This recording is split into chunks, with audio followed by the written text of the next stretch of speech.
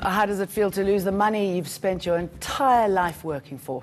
And when it's your bank that does it, possibly with the help of politicians that you might even know. I mean, how do you even sleep at night? To look at the emotional cost of the VBS theft, we're joined by clinical psychologist Jeremy Bayer. Jeremy, I mean, it's awful to even listen. It's hard to listen to their stories.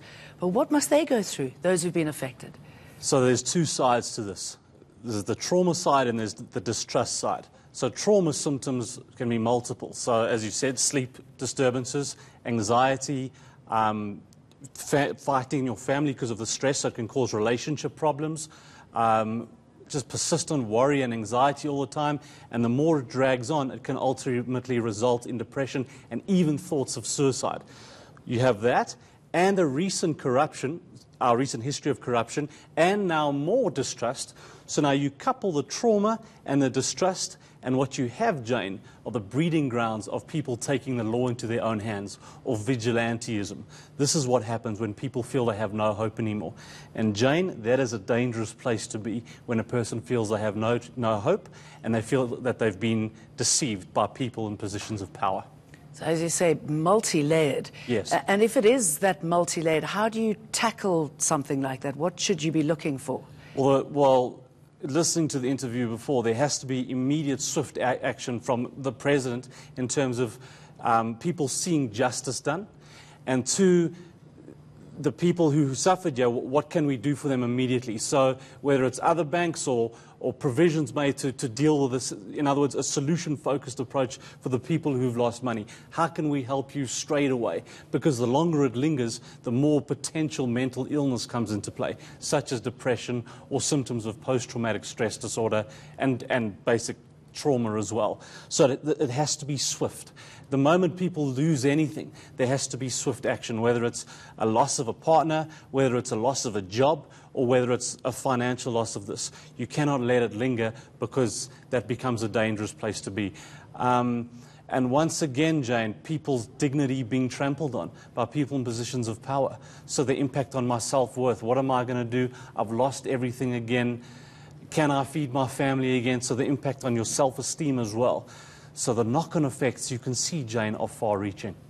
And the anger that comes with it? Yeah, and this anger, again, can result in that vigilantism, taking the law into your own hands. Well, I don't care anymore.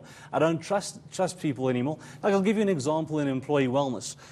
When an employee senses from their management that there's poor communication, deceitful management, lying and distrust, what they develop, Jane, is what I call a point of no return mentality, where even we come in to help them and they don't care anymore because they're even cynical about our help. So when that happens, they think, well, I'm going to leave here, or I'm just here to pay the bills. This is the same now in terms of citizens in the country. When you have such high levels of distrust, they may not vote, or they may not care, or they may just take the law into their own hands. And that's the kind of anger that you can see. And like I said earlier, it's a dangerous place to be. Wow. So swift action has to happen from powers, from government, counselling even, and financial advisors. How can we help you take this forward? Very much a solution-focused mentality straight away. Okay, and those committing these crimes? Yes. I mean, what's going through? I mean, is it a fact that, is it a case of bullying here? Does it, I mean, you know, the king driving around knowing, or, you know, as ever the perpetrators are knowing that they've stolen that money from that person they're driving past. I mean, what does that feel like? So, an abuser, a perpetrator, or a bully will always interpret silence as approval for their behavior. And that's symptomatic. That's interesting. Yeah, and that's symptomatic of our history, of what's going on. Because there's so much silence and criminals keep getting away with it, new people come and think, oh, I'll get away with this. The law doesn't, there's no law enforcement, or things don't happen, so I'll get away with it. This is why we continually need voices. I mean, from my own perspective as a psychologist, I'm continually hearing stories of injustice, such as gender-based violence, and then rape victims being turned away at police stations. Yeah. So that's why, from a human rights perspective, and I say this to the country, when you vote, when you go and vote, please don't get swayed by fake charisma. Look at a person's history, look at a person's track record, and look at the type of person they are. because that is empowering. And I looked at that line there at the VBS Bank, the disempowered people who now have nothing and weren't communicated to properly. And that is hurtful. So to quote Martin Luther King, there comes a time where silence is betrayal. We need voices here, not apathy. Got to start speaking. We've got a call on the line from Toyondu, an investor. Azwi, go ahead. Hello, good night. Good evening. Good evening. Hello, how are you? Fine, and you? I'm okay. So I want to make a comment about what happened in the CBS. Yeah. Because as one of the investors there, we feel very depressed and we don't know what to do because we have lost our money. So I would like those people who have done wrong to be prosecuted as early as possible, because if we concentrate on taking their assets, so you must remember that this has been happening for a very long time, and then they've bought these assets for a long time, and some of these assets might have been put somewhere, and the best thing for the law to take its course is to prosecute them as early as possible. So another point that I would like to make is that what they have done has crippled the economy, because you must remember that the South African economy is facing a serious problem: inequality, unemployment, and the high rate of inflation.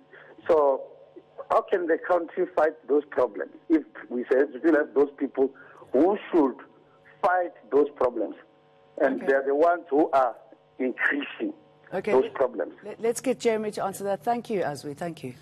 So again, what I was saying about distrust. So as we want to be a good democracy, as we want to be solution-focused and make plans for a future, then this now happens again. Now, he used a crucial word earlier in that sentence, and that word was depressed. And he said this has been happening for a long time.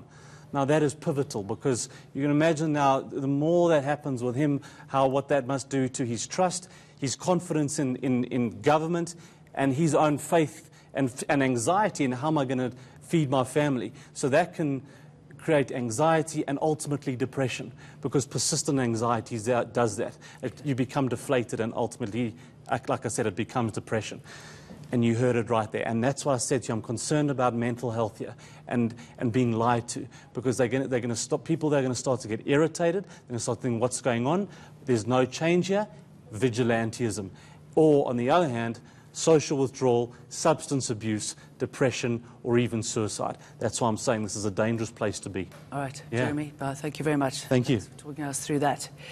And that wraps up VBS and the horrors that have been happening there. But I'm going to ask now, what's happened to Jamal Khashoggi? Is he dead or simply vanished? The Saudi Arabian journalist has not been seen since he entered the country's consulate in Istanbul on the 2nd of October. And we'll be talking about that more after the break.